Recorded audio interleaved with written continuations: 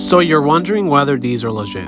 Well, I'm gonna show you. Today we're disassembling Zenitsu's Nichirin. We start by removing the two mekugi holding everything in place. After the two mekugi are removed, we then can take out all the fittings including the handle. As you can see, there is indeed a full tang underneath.